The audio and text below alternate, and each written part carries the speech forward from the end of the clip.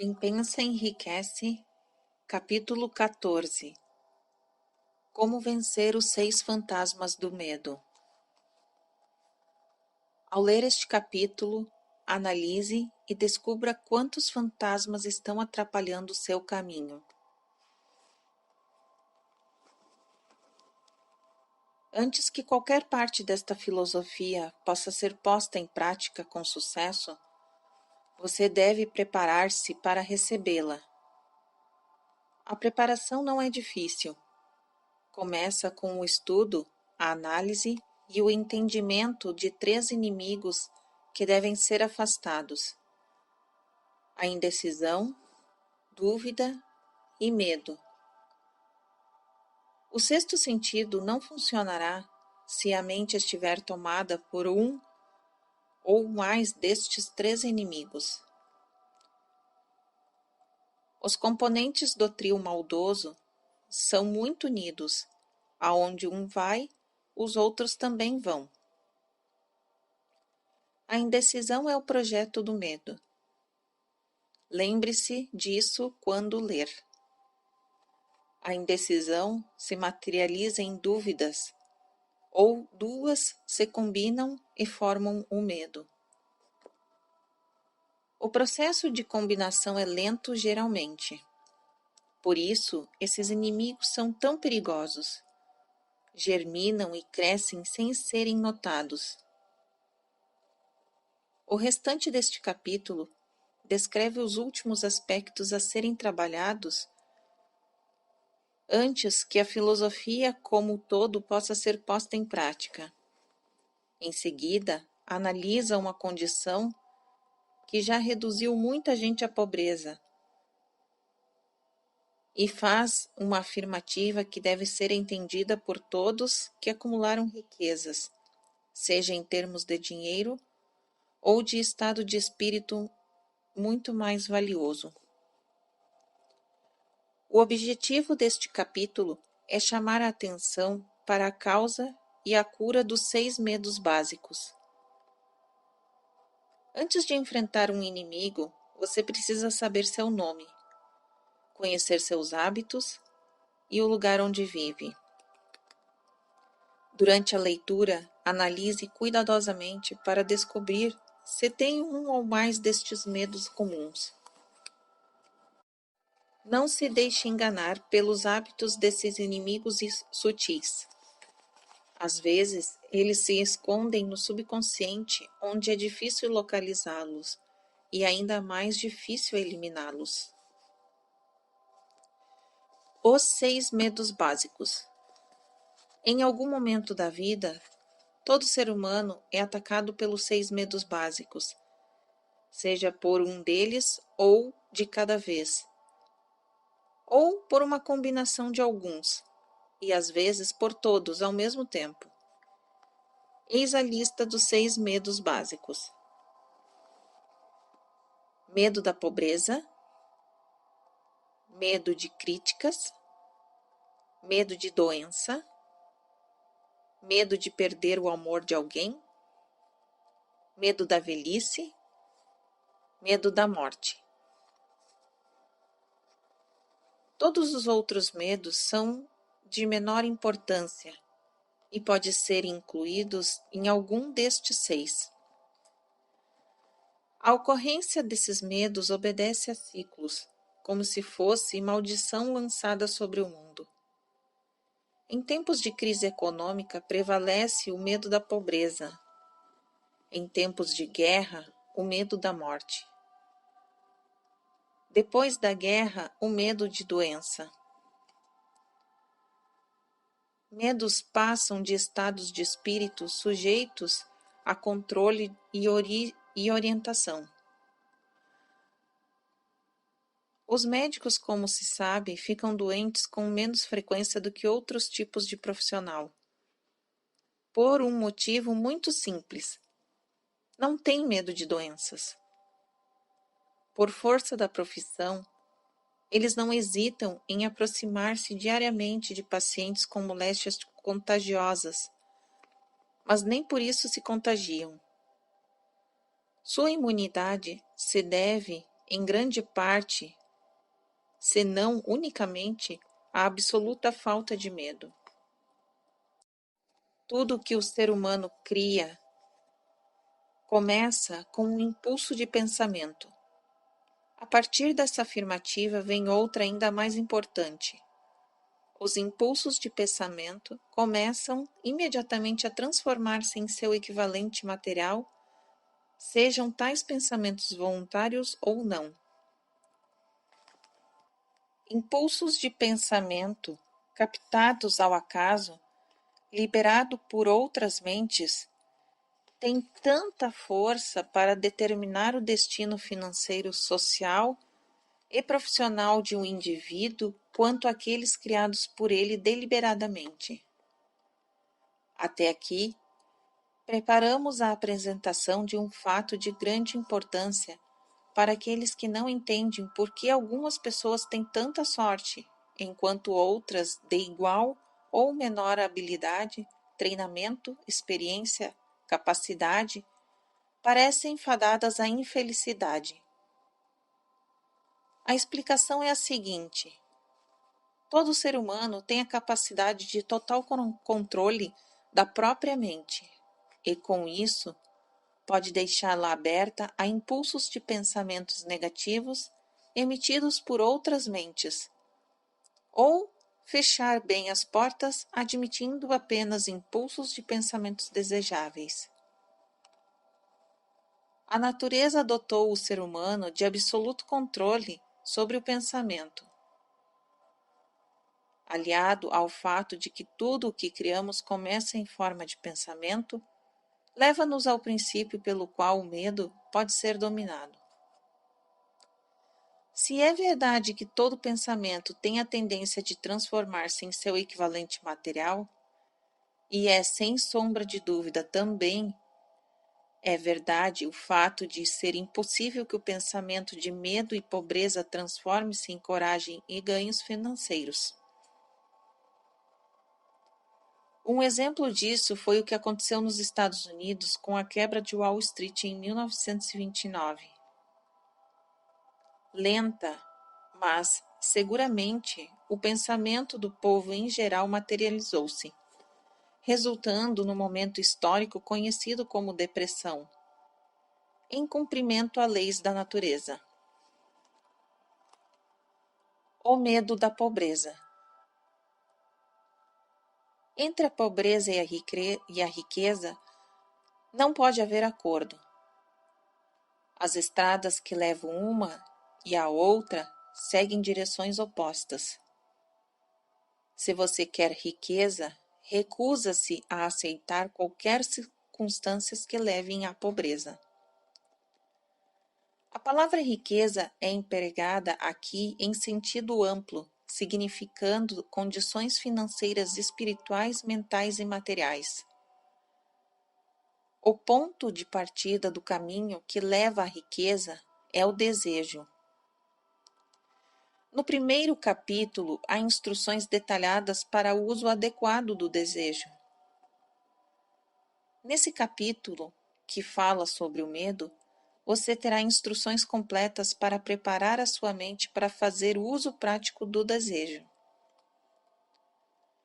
Nesse momento, aceite o desafio de determinar quanto desta filosofia você conseguiu absorver. Este é o ponto em que pode prever com precisão o que o destino lhe reserva. Se depois da leitura deste capítulo você se decidir a aceitar a pobreza, pode preparar a sua mente para isso. A decisão é sua. Se preferir a riqueza, determine a forma e a quantidade ideais. Você conhece a estrada que leva à riqueza e recebeu um mapa para não errar o caminho. Se não começar a caminhada ou desistir antes da chegada, você será o responsável. A riqueza só depende do seu estado de espírito, o único fator controlável. Estado de espírito que cria e se vive, não se compra. O medo da pobreza não passa de um estado de espírito, mas é suficiente para anular qualquer chance de realização em um empreendimento. Fato que comprova isso foi a depressão. Esse medo impede o raciocínio, destrói a imaginação, acaba com a autoconfiança, extingue o entusiasmo, prejudica a iniciativa, leva à indecisão, estimula os adiantamentos da impossibilidade e o autocontrole, tira o encanto da personalidade, atrapalha a clareza de raciocínio, dilui os esforços, aniquila a persistência, reduz a nada a força de vontade, arruína a ambição e anuvia a memória e atrai todas as formas de fracasso. Mata o amor e as melhores emoções do coração. Abala a amizade. Acarreta desastres, causa insônia, miséria e infelicidade. Isso, apesar da inegável verdade de que vivemos em um mundo onde há abundância de tudo, o que o coração pode desejar e nada nos impede de consegui-lo, a não ser a falta de propósito. O medo da pobreza é, sem dúvida, o mais destrutivo dos 6 medos básicos. Foi colocado no topo da lista porque é o mais difícil de dominar. É preciso coragem para dizer a verdade a respeito da origem desse medo, e ainda mais coragem para aceitar esta verdade. O medo da pobreza se originou da tendência hereditária que tem o ser humano de tentar superar o outro economicamente. Praticamente, todos os animais inferiores ao homem são motivados pelo instinto e, com sua capacidade limitada de pensar, tentam superar uns aos outros fisicamente. O homem, com seu superior senso de intuição, sua capacidade de pensar e raciocinar, não devora o outro literalmente. Tem mais satisfação em devorá-lo financeiramente. O homem é tão avarento que cada lei foi criada para protegê-lo de seu semelhante. De todas as eras vividas pela humanidade, das quais temos algum conhecimento, a atual se destaca pela importância que o homem dá ao dinheiro. Aquele que não possui uma gorda conta bancária vale menos que a poeira do chão. Mas se tem dinheiro, seja lá como for que tenha conseguido, é um rei. Está acima da lei, comanda a política, domina os negócios e todos se curvam à sua passagem. Nada custa tanto sofrimento e humilhação quanto a pobreza. Somente quem já foi pobre entende isso. Não admira que o ser humano tema a pobreza. Pela experiência, aprendeu há gerações que alguns indivíduos não são confiáveis quando se trata de dinheiro e bens materiais. Essa é uma acusação dolorosa e pior que é verdade. A maior parte dos casamentos se baseia na riqueza do marido, da esposa ou dos dois. Não é de espantar que haja tantos processos de divórcio. Alguns vão em busca da riqueza tão avidamente que fazem de tudo para consegui-la, se possível por meios legais, mas também por outros meios, se for necessário ou conveniente. A autoanálise pode revelar fraquezas que as pessoas preferem ignorar, mas é essencial para quem quer obter da vida mais do que mediocridade e pobreza. Ao analisar-se, lembre que é, ao mesmo tempo, juiz e jurado, acusador e defensor, queixoso e réu. Encare os fatos, faça perguntas claras e exija respostas diretas. Ao terminar a análise, você se conhecerá melhor.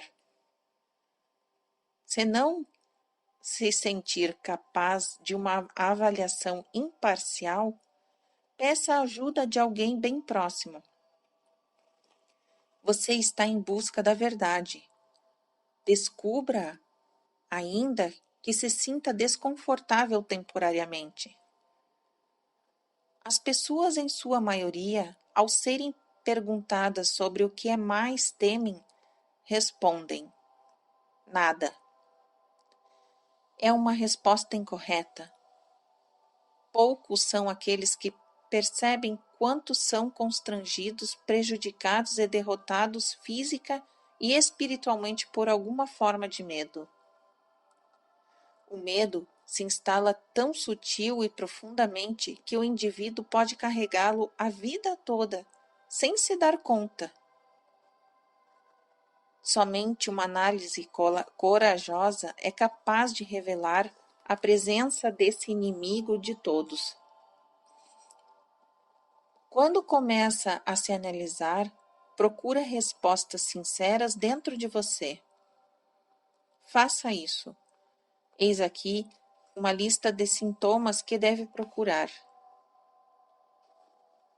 Sintomas do medo da pobreza. Indiferença. Expressa-se comumente pela falta de ambição, pela tolerância com a pobreza, pela aceitação passiva do que a vida oferece, pela preguiça física e mental, pela falta de iniciativa, de imaginação, de entusiasmo e de autocontrole. Indecisão. Hábito de deixar as decisões nas mãos dos outros, de ficar em cima do muro. Dúvida. Expressa-se geralmente por desculpas e álibis destinados a disfarçar, explicar ou justificar suas próprias falhas e por críticas ao sucesso alheio motivadas pela inveja. Ansiedade. Expressa-se comumente pelo hábito da pessoa se encontrar defeito nos outros, pela tendência de gastar mais do que ganha, pelo desleixo com a própria aparência e pelo ar carrancudo, pelo abuso de álcool e drogas, pelo nervosismo, desequilíbrio, insegurança e constrangimento. Excesso de preocupação. Expressa-se pelo hábito de ver tudo pelo lado negativo, pensando e falando em possíveis falhas, em vez de concentrar-se nos meios de alcançar o sucesso. A pessoa conhece os motivos do fracasso, mas nada faz para superá-los. Espera a hora certa de colocar os planos em ação e espera se tornar um hábito. Só se lembra de que deu errado, esquecendo-se de que deu certo, sem perceber a situação como um todo. O pessimismo causa má digestão, prisão de ventre, intoxicação, dificuldade em respirar e mal-estar generalizado. Hábito de deixar tudo para depois. Expressa-se pelo hábito de deixar para amanhã o que deveria ter feito no ano passado, pelo desperdício de tempo na criação e de desculpas para não cumprimento das tarefas e pela fuga das responsabilidades.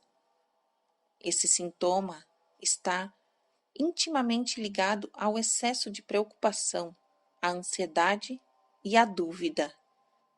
Recusa em aceitar a responsabilidade quando isso pode ser evitado. O indivíduo prefere desistir a lutar pelo que deseja. Prefere ceder a dificuldades a utilizá-las como degraus para o sucesso. Prefere contentar-se com o pouco que a vida lhe oferece a buscar prosperidade, prazer e felicidade.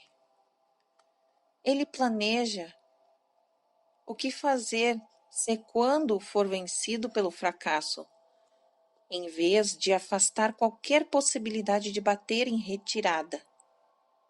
Falta-lhe autoconfiança, firmeza de propósito, autocontrole, iniciativa, entusiasmo, ambição, bom senso e capacidade de raciocínio. Ele espera a pobreza, em vez de buscar a riqueza. Em geral, une-se a outros que têm atitudes semelhantes. O dinheiro tem importância.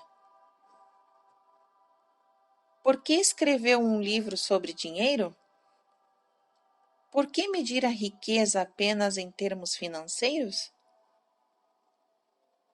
São as perguntas que muitos me fazem. Acreditam, com razão, haver formas de riquezas mais desejáveis do que o dinheiro. Existem riquezas que não podem ser medidas em termos monetários, é verdade.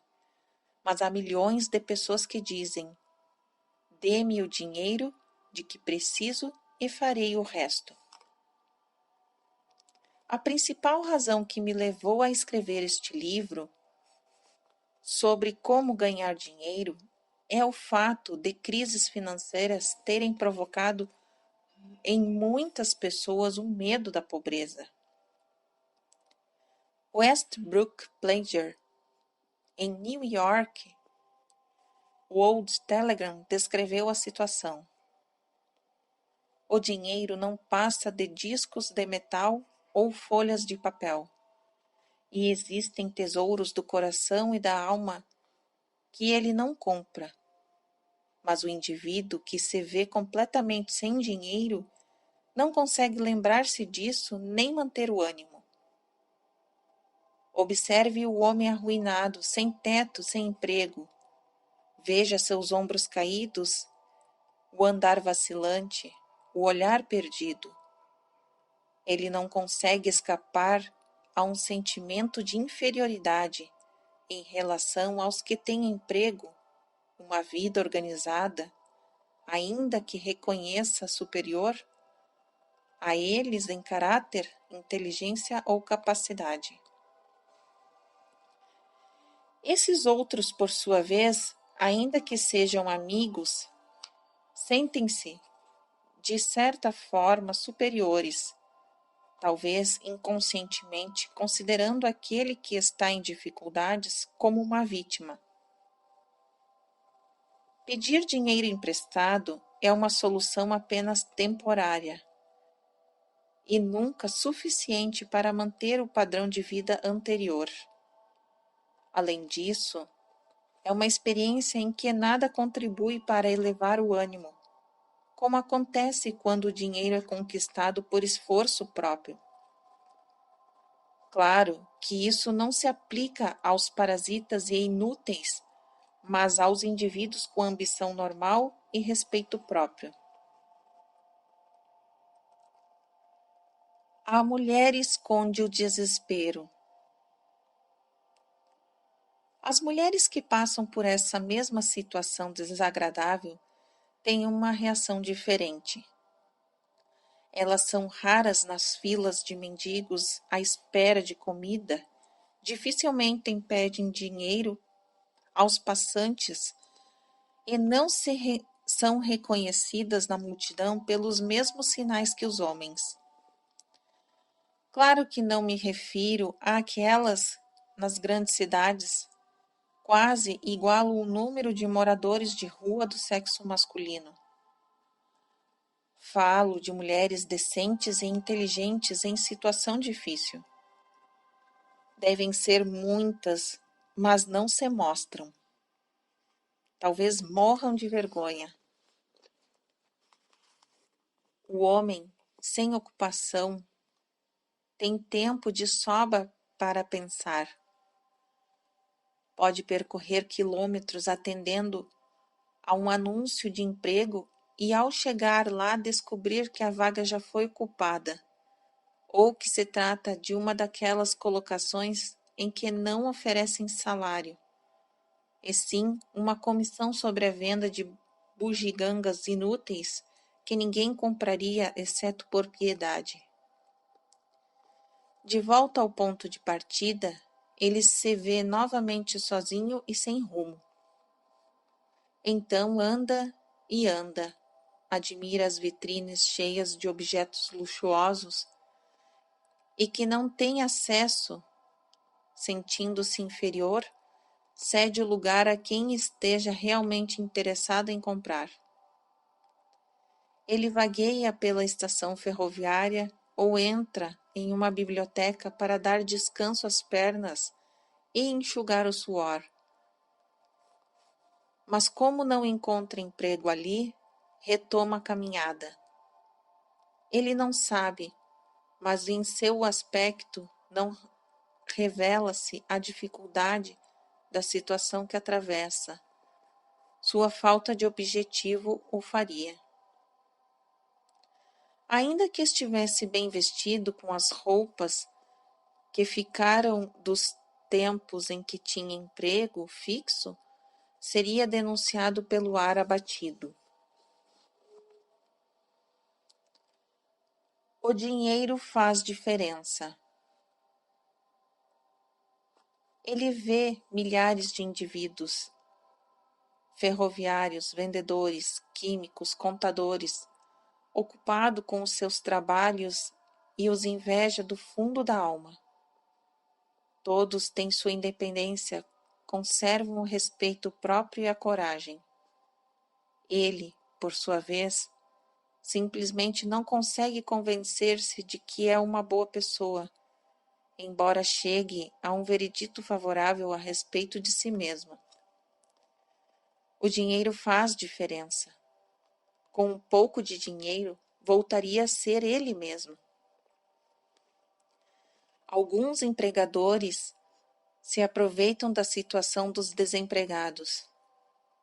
Agências de emprego distribuem cartões coloridos, oferecendo vagas em troca de salários insignificantes, mas nunca boas colocações. Vi um anúncio solicitando um funcionário para atender pedidos por telefone em uma lanchonete das 23 às 2 da manhã, em troca de um salário baixíssimo. Além de exigir que o candidato escrevesse bem, o anúncio pedia: declarar religião. Não é uma afronta oferecer um salário miserável e ainda querer saber a religião do candidato? Pois é o que se oferece aos desempregados. Medo de críticas. Não se pode afirmar com certeza a origem do medo de críticas, mas uma coisa é certa: ele é bastante desenvolvido. Alguns acreditam que tudo começou quando a política se tornou profissão.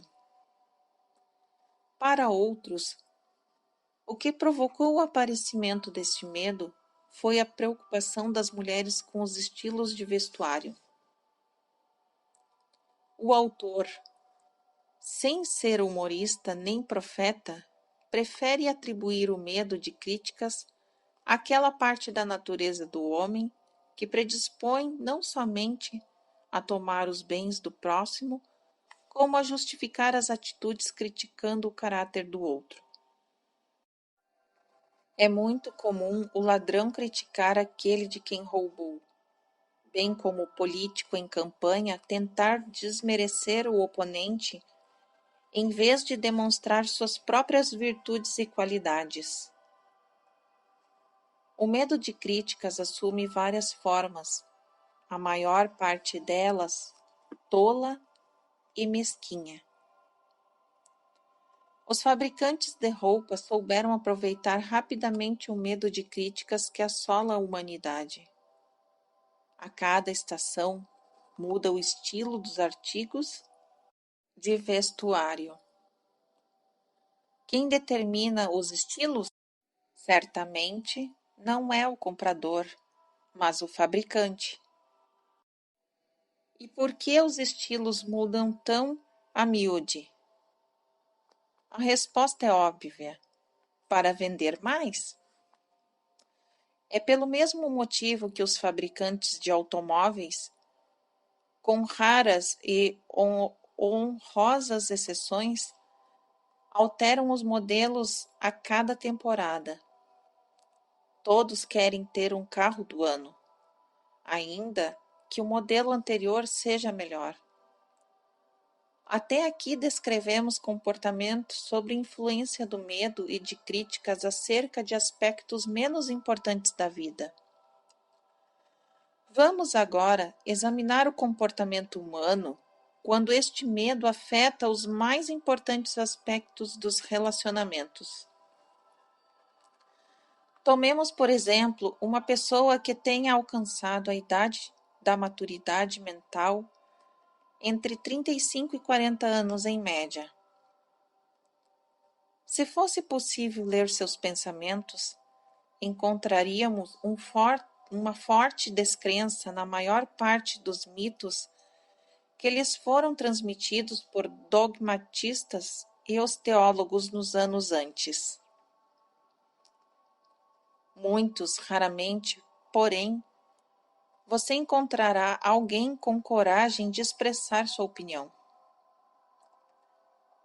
Quando pressionadas, as pessoas, em sua maioria, preferem mentir, a admitir que não acreditam nas histórias associadas à forma de religião que mantinha presos os fiéis antes da era da informação e das descobertas científicas. Por que o indivíduo médio, mesmo nestes dias de esclarecimento, esquiva-se a negar a crença nos mitos que foram base da maioria das religiões há algumas décadas? A resposta é: por medo de críticas. Os homens e mulheres arderam em fogueiras por terem ousado expressar a sua descrença em fantasmas. Não admira que tenhamos herdado uma consciência que nos faz temer a crítica. Houve um tempo, nem tão longe assim, em que a crítica acarretava punições severas, o que ainda acontece em alguns países. O medo de críticas rouba a iniciativa, destrói a capacidade imaginativa, limita a individualidade, mata a autoconfiança e prejudica o ser humano em muitas outras maneiras. Às vezes, os pais causam danos irreparáveis aos filhos ao criticá-los. A mãe de um dos meus companheiros de juventude costumava castigá-lo fisicamente quase todos os dias e sempre completava com um comentário: antes dos 20 anos você vai estar na cadeia. Aos 17, ele estava na casa de correção. A crítica é uma forma de serviço que todo mundo tem em estoque e apressa-se a prestar sem cobrar, quer haja ou não uma solicitação. Os parentes mais próximos costumam ser os piores críticos.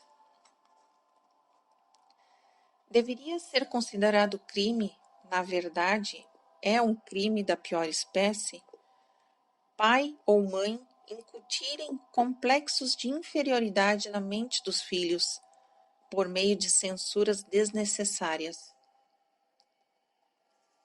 Os patrões que conhecem a natureza humana conseguem ao máximo de seus empregados oferecendo sugestões construtivas em vez de críticas. O mesmo pode fazer os pais. A crítica planta no coração medo e ressentimento, nunca amor e afeto. Sintomas do medo de críticas. Esse medo é quase tão comum quanto o medo da pobreza e tem os mesmos efeitos prejudiciais para a realização pessoal, principalmente porque destrói a iniciativa e inibe o exercício da imaginação. Seus principais sintomas são estes: constrangimento. Expressa-se geralmente por nervosismo, timidez em conversas e encontros com estranhos, dificuldades em fixar o olhar e movimentos desajeitados das mãos, braços e pernas. Desequilíbrio. Expressa-se por instabilidade da voz, nervosismo na presença de outras pessoas, falhas de memória e má postura corporal. Fraqueza de personalidade. Falta de firmeza nas decisões, de encanto pessoal, de capacidade de expressar opiniões com segurança, hábito de fugir dos problemas em vez de enfrentá-los, concordância com opiniões alheias, sem maiores ponderações. Complexo de inferioridade. O indivíduo expressa por palavras e atos quanto se acha superior como meio de esconder um sentimento de inferioridade. Usa palavras difíceis para impressionar, muitas vezes sem conhecer o seu significado. Imita o comportamento, o modo de falar e de vestir-se de outras pessoas. Gaba-se de realizações imaginárias, o que lhe dá um ar de falsa superioridade. Extravagância. Hábito de ostentar gastando mais do que ganha. Falta de iniciativa. Expressa-se pela dificuldade em aproveitar oportunidades que poderiam contribuir para o crescimento pessoal, pelo medo de expressar opiniões, pela falta de confiança nas próprias ideias e pelas respostas evasivas e perguntas feitas por superiores, pela fala e pelos gestos hesitantes, bem como pela falsidade em palavras e atitudes. Falta de ambição. Expressa-se por apatia física e mental, pouca assertividade, lentidão na tomada de decisões, facilidade de sofrer influências externas, hábito de elogiar pela frente e criticar pelas costas, aceitação passiva das derrotas, abandono das tarefas ao menor sinal de oposição, suspeitas infundadas, fuga à responsabilidade pelos próprios erros e falta de tato nas palavras e atitudes. Medo de doenças. O medo de doenças tem origem em nossa herança física e social, assim como o medo de velhice e de morte, pois nos leva à fronteira de mundos terríveis e desconhecidos, sobre os quais ouvimos histórias preocupantes. É bastante comum também a ideia de que vendedores de saúde pouco éticos contribuem para manter vivo o medo de doenças.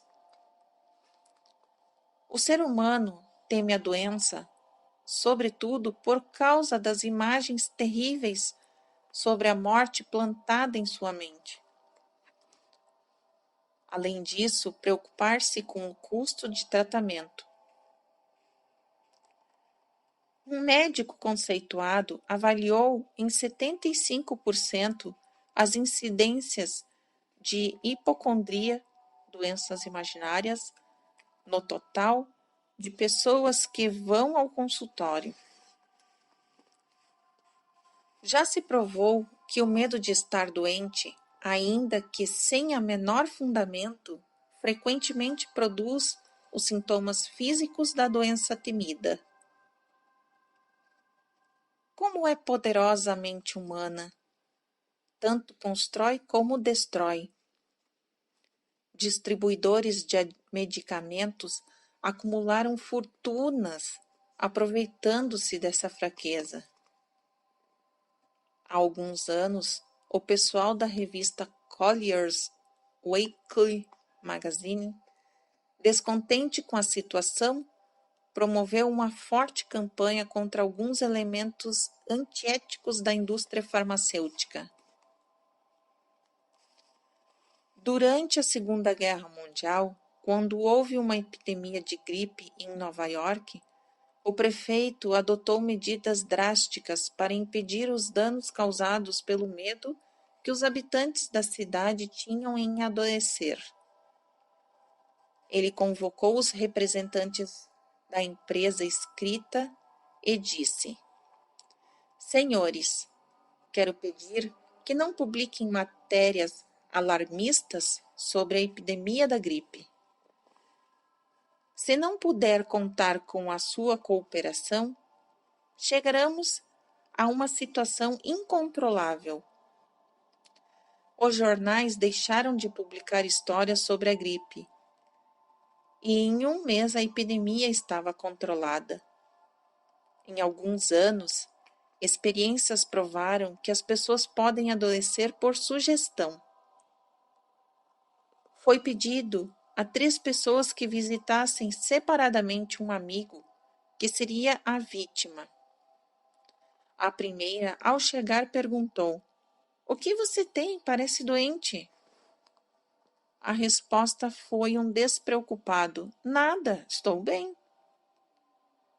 Quando o segundo visitante repetiu o comentário feito pelo primeiro, a resposta foi outra: Não sei, mas não me sinto bem. O terceiro visitante, a vítima, admitiu francamente que tinha alguma doença. Sem dúvida, experimente, mas não exagere. Existe uma seita religiosa cujos membros se vingam dos inimigos pelo próprio método da feitiçaria. Lançam uma praga sobre a vítima. Existem fortes indícios que a doença, às vezes, começa sob forma de um impulso de pensamento negativo e que pode passar de uma mente para outra por sugestão ou ser criada pelo próprio indivíduo. Um homem com mais sabedoria do que poderia fazer supor este incidente disse certa vez: Quando alguém me pergunta como me sinto, tenho vontade de responder com um soco. O médico aconselha o paciente a mudar de ares, para curar-se quando há necessidade de que este adote uma atitude mental nova. A semente do medo, da doença, vive em toda a mente humana. Preocupações, medo, desânimo, decepções amorosas e problemas profissionais fazem a semente germinar. As fases conturbadas mantêm os médicos ocupados, pois qualquer tipo de pensamento negativo pode causar doenças. Desapontamentos no amor, na profissão, ocupam o topo da lista de razões para o medo da doença. Uma decepção no amor levou um rapaz ao hospital, onde ficou meses entre a vida e a morte, até que foi convocado um especialista em terapia pela sugestão. Este mudou a equipe de enfermagem, deixando o paciente sob os cuidados de uma enfermeira bela e jovem, tudo arranjado pelo médico, que começou a conquistá-lo a partir do primeiro dia. Em 3 semanas, o rapaz teve alta. Embora sofrendo de uma nova doença, estava apaixonado outra vez. O médico não passou de uma estratégia, mas o paciente e a enfermeira se casaram mais tarde. E pelo menos até hoje gozam de boa saúde. Sintomas do medo de doença. Sintomas deste medo quase generalizado são estes: autossugestão. Hábito de usar negativamente a autossugestão procurando e esperando encontrar sintomas de todo tipo de doença. Prazer em doenças imaginárias, falando delas como se fossem reais. Hábito de experimentar todos os remédios e tratamentos sugeridos. Conversas sobre cirurgias, acidentes e outras formas de doença. Experimentação de dietas e exercícios físicos sem orientação médica. Uso indistinto de remédios caseiros industrializados e receitados por curandeiros. Hipocondria. Hábito de pensar e falar em doenças esperando descobri-las, até provocar uma crise nervosa. Não existe medicação que cure esta condição. Ela é provocada pelo pensamento negativo e só pode ser curada pelo pensamento positivo. Segundo se diz, a hipocondria, em termos médicos para doenças imaginárias, causa tanto mal quanto a própria doença. A maioria das chamadas doenças dos nervos vem de males imaginários. Falta de exercício. Geralmente, o medo de doenças faz os indivíduos evitar a vida ao ar livre, impede o exercício físico adequado e assim provoca o aumento de peso. Suscetibilidade. O medo de adoecer diminui a resistência física, criando uma condição favorável a toda forma de doença. Com frequência, o medo de doenças vem associado ao medo da pobreza, em especial nos casos dos hipocondríacos que se preocupam com a conta do hospital ou com honorários médicos e o preço dos remédios. Esse tipo de pessoa procura estar preparada para a doença, fala sobre a morte, compra sepultura e economiza para as despesas com o enterro. Papel de vítima. Hábito de usar doenças imaginárias para angariar simpatia. Muitos recorrem a este artifício para fugir do trabalho. A simulação de doenças serve para encobrir a preguiça pura e simples ou a própria falta de ambição. Excesso. Hábito de usar álcool ou drogas para aliviar as dores em vez de eliminar a causa dessa dor.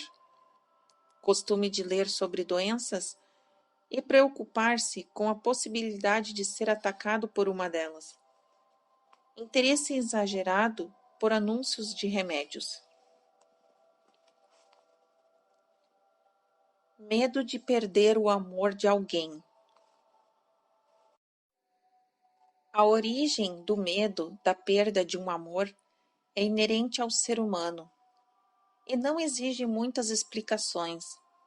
Está obviamente no hábito de poligamia, quando o homem costumava roubar ou cortejar as mulheres dos outros. O ciúme e outras formas semelhantes de demência precoce nasceram do medo que o homem tem de perder o amor de alguém. Dos 6 medos básicos, esse é o mais doloroso e talvez o que mais provoque estragos no corpo e na mente, levando muitas vezes à insanidade permanente. Provavelmente, o medo de perder um amor existe desde a Idade da Pedra, quando o homem conquistava as mulheres pela força bruta. Eles ainda as conquistam, mas com outras técnicas. Em vez de força, usam a persuasão, a promessa de roupas caras, carros e outras iscas muito mais eficazes do que a força física. Os hábitos do homem moderno são os mesmos do início da civilização. Ele apenas os expressa de maneira diferente. Uma observação cuidadosa demonstra que as mulheres são mais suscetíveis a este medo do que os homens, o que pode ser facilmente explicado elas aprenderem por experiência que eles são polígamos por natureza e não se pode confiar nas rivais. Sintomas do medo de perder o amor de alguém. Os sintomas característicos deste medo são estes: ciúme, o hábito de desconfiar de amigos ou da pessoa amada sem motivos razoáveis. O ciúme é uma forma de demência precoce que às vezes expressa-se com violência sem qualquer causa.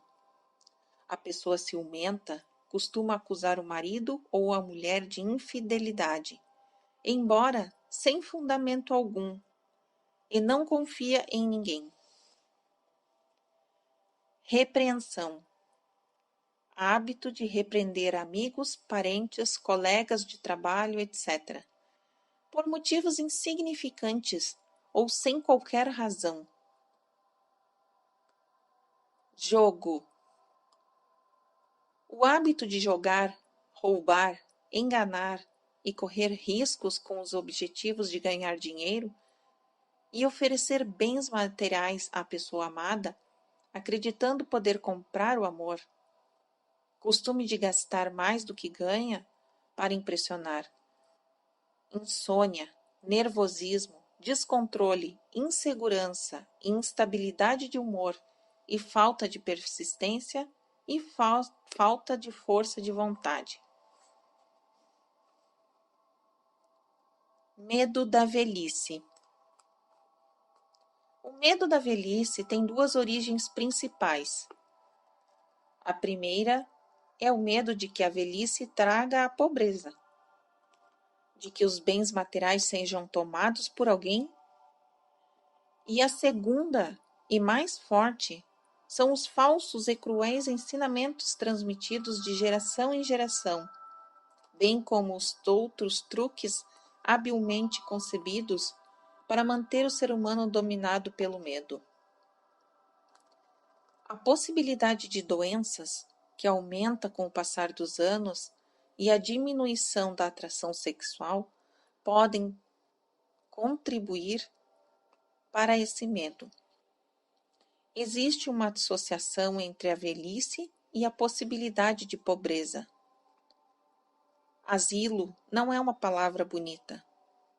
Qualquer um se arrepia com a ideia de passar os últimos dias de vida em um abrigo para idosos. E ainda, a possibilidade de perda da independência física e financeira. Sintomas do medo da velhice. Os sintomas mais comuns deste medo são estes: tendência a diminuir o ritmo de atividade e de desenvolver complexo de inferioridade por volta dos 40 anos, acreditando serem os lapsos que comete motivados pela idade. Na verdade, os anos mais produtivos da vida do indivíduo, tanto mental quanto espiritual, são aquele entre os 40 e os 60. O hábito de desculpar-se pela velhice, ao chegar aos 40 ou 50, em vez de subverter a regra, demonstrando gratidão por haver alcançado a idade da sabedoria e da compreensão. Costume de reprimir a iniciativa, a imaginação e a autoconfiança, acreditando falsamente haver passado da idade de exercitar essas qualidades. Preferência por um vestuário de estilo jovem e adoção de maneirismos típicos da juventude, provocando comentários de desconhecidos e conhecidos. Medo da morte. Por alguns, o medo da morte é o mais cruel dos medos básicos, por uma razão óbvia. A terrível sensação de medo associada à ideia da morte, na maior parte dos casos, pode ser atribuída diretamente ao fanatismo religioso. Os chamados pagãos têm muito menos medo da morte do que os mais civilizados. Há centenas, milhões de anos, o homem procura as respostas para estas duas perguntas: de onde venho e para onde vou? Há muitas eras, indivíduos espertos e astuciosos respondiam rapidamente a essas perguntas, mas cobravam um preço por isso. Veja agora a principal razão para o medo da morte. Entre em minha tenda, abrace minha fé, aceite meus dogmas e garantirei a sua entrada imediata no céu após a morte. Se ficar fora desta tenda, será levado pelo demônio e arderá no fogo do inferno por toda a eternidade. Diz o líder de uma seita. A eternidade é muito tempo. O fogo é terrível. A ideia do castigo eterno pelo fogo não somente faz o ser humano temer a morte, mas também perder a razão e o interesse pela vida, além de tornar a felicidade impossível. Durante minha pesquisa, reli o livro A Catalogue of the Gods, no qual estão listados os 30.000 deuses adorados pelo homem. Imagine, deuses com 30.000 representações diferentes, de lagostas a formas humanas. Não admira que o ser humano se assuste tanto com a ideia da morte.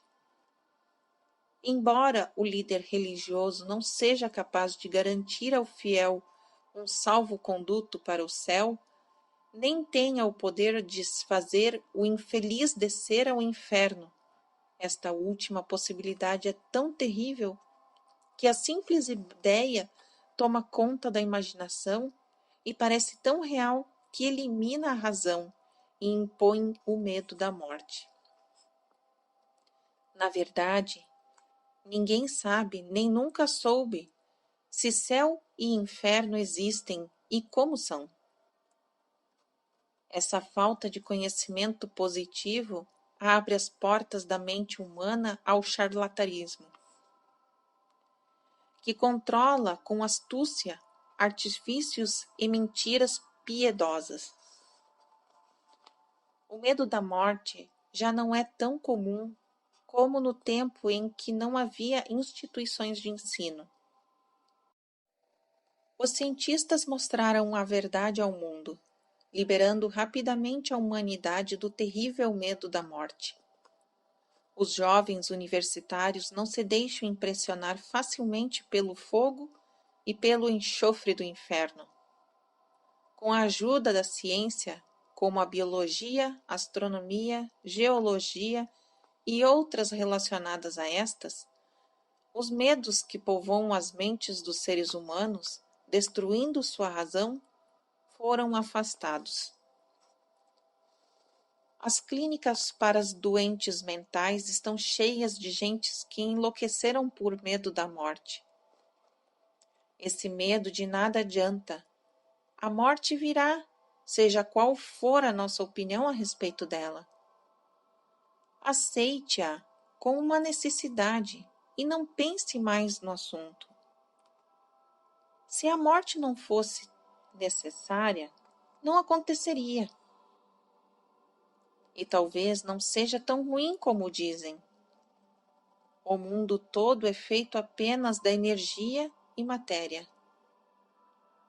Nas aulas de física, aprendemos que matéria e energia, as duas únicas realidades conhecidas ao ser humano, não podem ser criadas nem destruídas, mas podem ser transformadas. A vida é energia. Se é impossível destruir a energia e a matéria, também é impossível destruir a vida. Pode haver processos de transição ou mudança, mas não a destruição da vida. Então, a morte é uma simples transição. E se a morte não for apenas uma mudança ou transição, não haverá nada depois dela, a não ser um sono eterno e tranquilo. Como não há motivos para temer o sono, você pode banir de vez o medo da morte. Sintomas do medo da morte. Os sintomas deste medo são estes: hábito de pensar na morte em vez de aproveitar a vida ao máximo, geralmente por falta de objetivo ou de uma ocupação produtiva. Esse medo atinge os mais idosos, mas às vezes pode afetar também os mais jovens.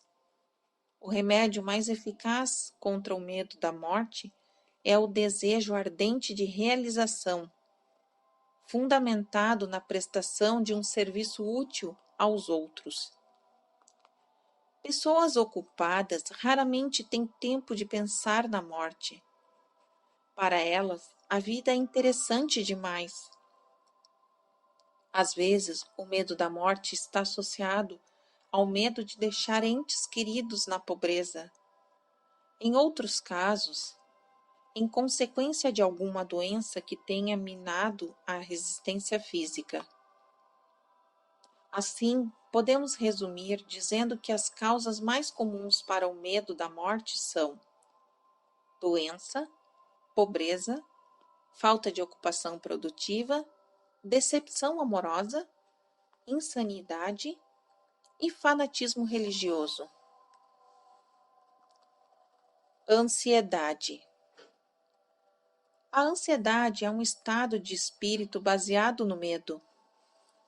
A ansiedade se instala devagar, mas com a persistência. É insidiosa e sutil, passo a passo toma a mente, até anular a capacidade de raciocínio, a autoconfiança e a iniciativa. A ansiedade é uma forma de medo continuado causado pela indecisão. Portanto, em um estado de espírito que pode ser controlado. A indecisão desequilibra a mente, e uma mente desequilibrada é impotente.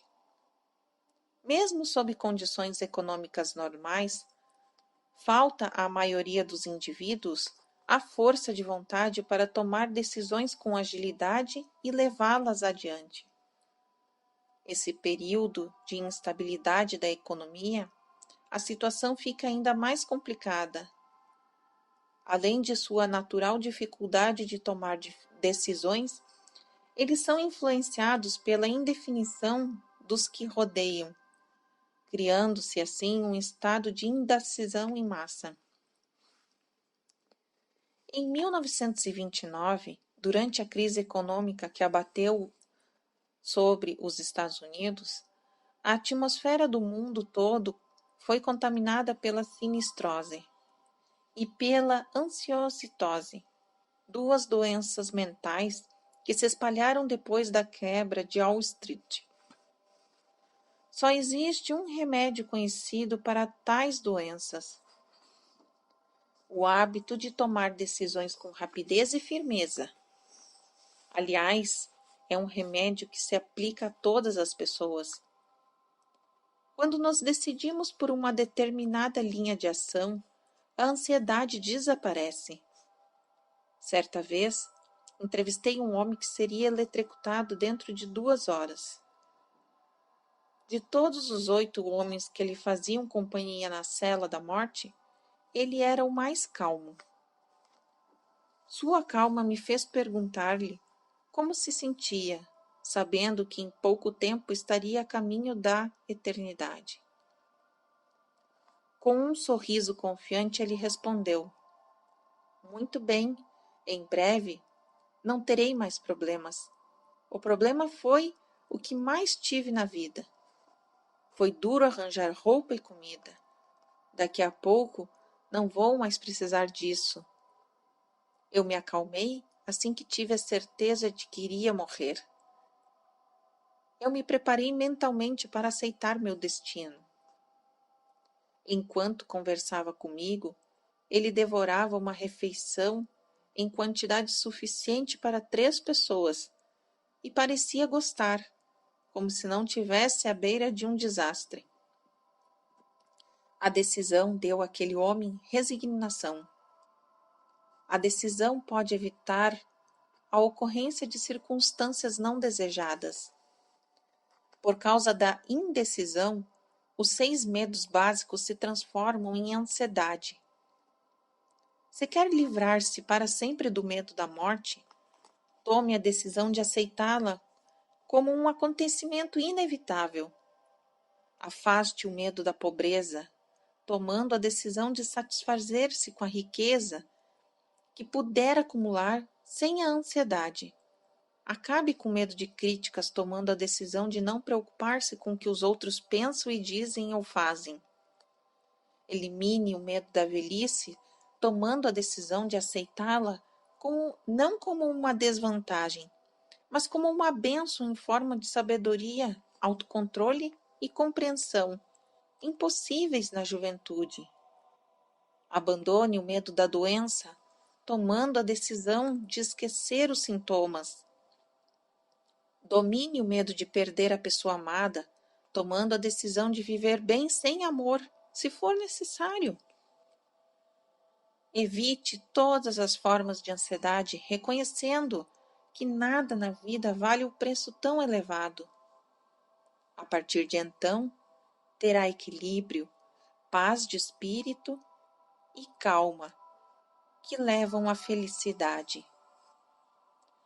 Aquele que tem a mente tomada pelo medo, não somente destrói as próprias chances de agir com inteligência, como transmite vibrações negativas às mentes de todos com quem entra em contato, destruindo assim as chances deles. Até os cães e os cavalos sabem quando o dono é medroso. Eles captam as vibrações emitidas pelo ser humano e agem de acordo. No reino animal, mesmo aqueles cuja inteligência é menos desenvolvida conseguem captar vibrações. Por um processo desconhecido, as abelhas atacam mais as pessoas cuja mente registra medo, poupando aquelas que se sentem mais à vontade. As vibrações de medo passam de uma mente a outra com a mesma rapidez que o som da voz humana vai de uma emissora de rádio à estação receptora, e pelo mesmo meio. A telepatia é uma realidade. Os pensamentos passam de uma mente a outra com ou sem conhecimento por parte de quem emite e de quem capta. É praticamente certo que aquele que expressa verbalmente um pensamento negativo ou destrutivo venha a passar pela mesma experiência que desejou ser vivida por outra pessoa. A emissão de impulsos de pensamento destrutivos, sem verbalização, também tem uma espécie de efeito bumerangue, que pode manifestar-se de diversas formas. A primeira e talvez a mais importante é a seguinte: o indivíduo que emite pensamentos de natureza destrutiva tem prejudicada a sua faculdade de imaginação criativa.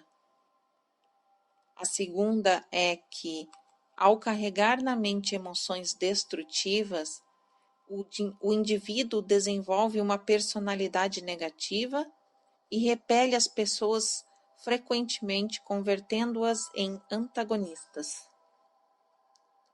A terceira desvantagem reside em um fato significativo.